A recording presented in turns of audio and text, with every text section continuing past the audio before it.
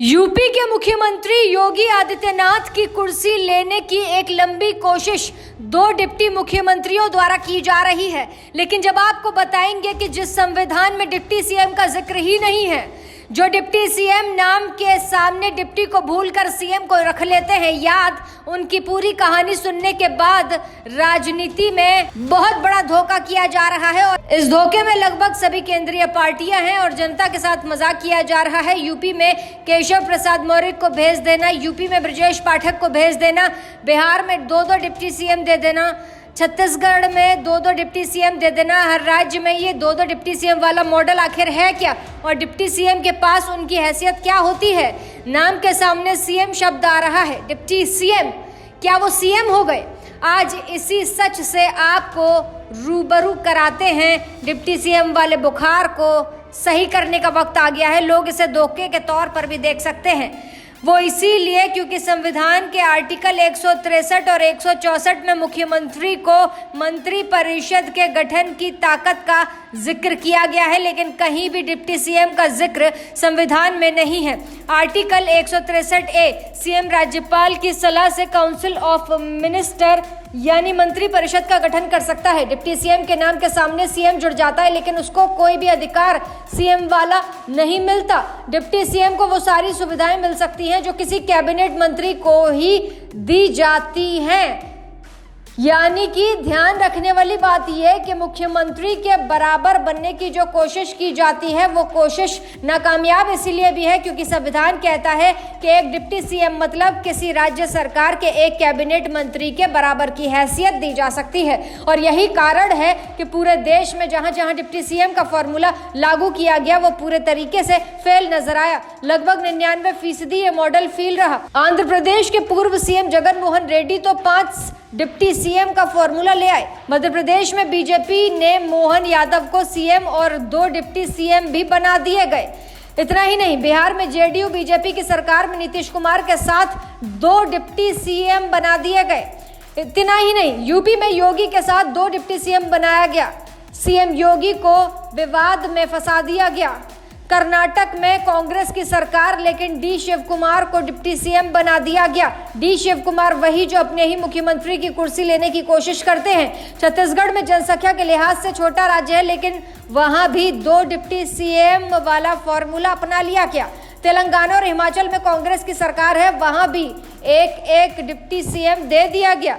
मेघालय और नागालैंड, अरुणाचल प्रदेश में भी डिप्टी सीएम का कल्चर अपनाया गया। यानी वर्तमान भारत में 14 राज्यों में लगभग 26 डिप्टी सीएम दे दिए गए। अब आप पूछें कि क्यों दिए गए, आपको ये भी बता देते हैं, लेकिन पहले सुनिए। दिल्ली में कुर्सी का डर करता है ये डिप्टी सीएम का फॉर्मूला। डर ये सताता है कि कहीं राज्य में नेता इतना बड़ा ना हो जाए या फिर कुछ ऐसा ना कर दे कि दिल्ली की कुर्सी हिल जाए। और यही कारण है कि क्षत्रिय पार्टियां डिप्टी सीएम वाले फॉर्मूले पर काम नहीं करती। मुलायम सिंह यादव 3 बार मुख्यमंत्री बने, लेकिन डिप्टी सीएम का फॉर्मूला नहीं लाए।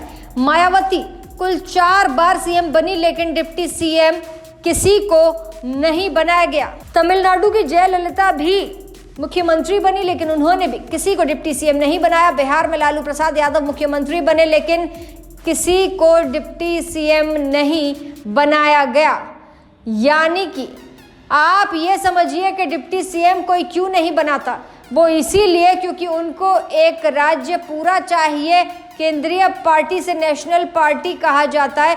जैसे कि मोदी और शाह ये चाहते हैं कि योगी इतने बड़े नेता ना हो जाएं कि योगी के होने और ना होने से दिल्ली में कुर्सी ना हिल जाए, इसीलिए डिप्टी सीएम दिए गए। यही कारण है कि योगी आदित्यनाथ की टांग खिंचाई करने वाले अखिलेश यादव सीएम तो बने, लेकिन डिप्टी सीएम का फॉर्मूला लेकर नहीं आए। यानी साफ है कि राष्ट्रीय पार्टियों के अंदर ही डिप्टी सीएम का कल्चर है। कब शुरू हुई ये परंपरा ये भी आपको बता देते हैं, और किसने इस परंपरा को शुरू किया ये भी आपको बता देते हैं। दरअसल 1969 में यूपी में कमलापति त्रिपाठी को कांग्रेस ने डिप्टी सीएम बनाया, जो बाद में यूपी के सीएम भी बने।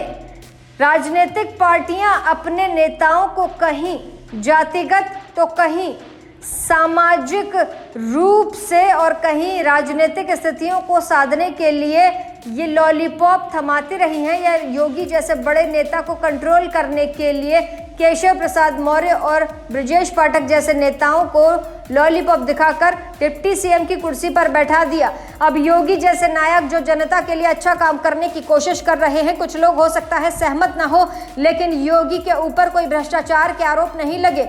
लेकिन जिस तरीके से पार्टी की चक्की में उन्हें पीसा जा रहा है, इससे साफ पता लगता है कि कोई तो है जो काम ही नहीं करने देना चाहता। अब ये डिप्टी सीएम वाला फॉर्मूला जब संविधान में था ही नहीं, तो फिर ये लेकर क्यों आया गया? और अगर लेकर आया गया तो डिप्टी सीएम को ये समझाना चाहिए कि भैया आपके राजनीतिक हैसियत एक कैबिनेट मंत्री के बराबर की है, ना कि सीएम के बराबर की। और जब वो ये नहीं समझ पा रहे तो उन्हें ये बताना चाहिए पार्टी को कि अगर सीएम योगी हैं तो उनका कद बहुत ऊंचा है, और अगर आप डिप्टी सीएम हैं तो आपका कद संवैधानिक कुर्सी पर बैठकर बहुत छोटा है। बहरहाल आपकी क्या राय है इस पर हमें कमेंट सेक्शन में ज़रूर बताइएगा, क्योंकि सीएम योगी से पंगा लेना अब भारी पड़ता जा रहा है, क्योंकि डिप्टी सीएम का पद ही खत्म होने वाला है। न रहेगा बांस और न रहेगी बांसुरी। ऐसी ताज़ा तमाम बड़ी अपडेट्स के लिए आप देखते रहें अपना उत्तर प्रदेश।